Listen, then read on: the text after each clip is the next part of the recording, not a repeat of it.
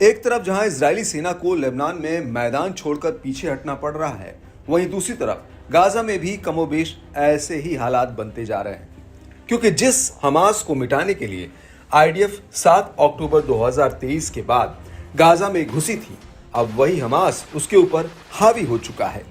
दरअसल गाजा के जिन इलाकों में आईडीएफ ने हमास का सफाया किया था,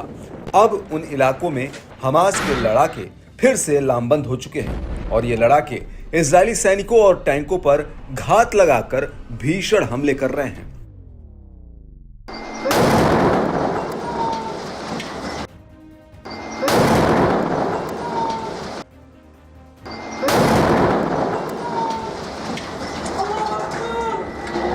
अब इसी कड़ी में हमास की सैन्य शाखा अल कासिम ब्रिगेड्स ने उत्तरी गाजा में आईडीएफ के ऊपर एक बहुत ही बड़ा हमला किया है। यहां पर अल कासिम के लड़ाकों ने केंद्रीय बेत लाहिया में आईडीएफ के मेरकावा टैंक पर यासिन 105 गोले दागे हैं। इसके अलावा इजराइल की पैदल सेना के 12 जवानों पर भी हमास ने जबरदस्त गोला बारूद बरसाया है।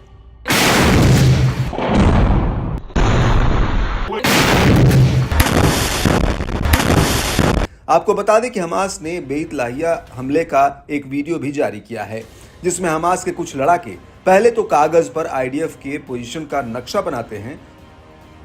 और इसके बाद 2 लड़ाके रॉकेट लॉन्चर ले जाकर सामने की एक बिल्डिंग में तैनात आईडीएफ के सैनिकों पर रॉकेट फायर कर देते हैं।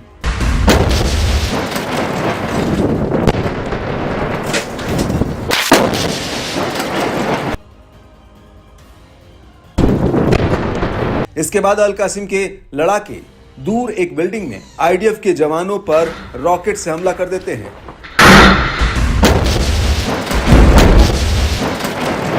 और इसके कुछ ही सेकंड्स बाद एक और बिल्डिंग पर अल कासिम का एक लड़ाका एक रॉकेट फायर करता है, जिसमें जोरदार ब्लास्ट होता है। इस अटैक के बाद एक बिल्डिंग के जंगल में आईडीएफ के एक सैनिक पर रॉकेट से हमला होता है और हमला करने के बाद हमास के लड़ाके उस बिल्डिंग का मुआयना करने जाते हैं, जहां पर उन्हें आईडीएफ की वर्दी और इजराइल का झंडा मिलता है।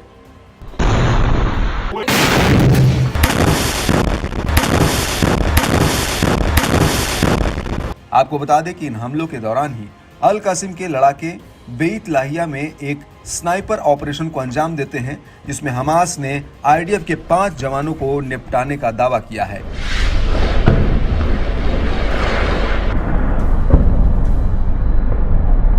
इसके अलावा अल कासिम ने एक और हमले का वीडियो जारी किया है, जिसमें साफ दिख रहा है कि कैसे हमास के लड़ाके पहले तो एक दीवार को खोदते हुए नजर आ रहे हैं। इसके बाद ये लड़ाके दीवार में बने छेद से सामने आ रहे आईडीएफ के मेरकावा टैंक पर रॉकेट दाग देते हैं, जिसमें जोरदार ब्लास्ट होता है।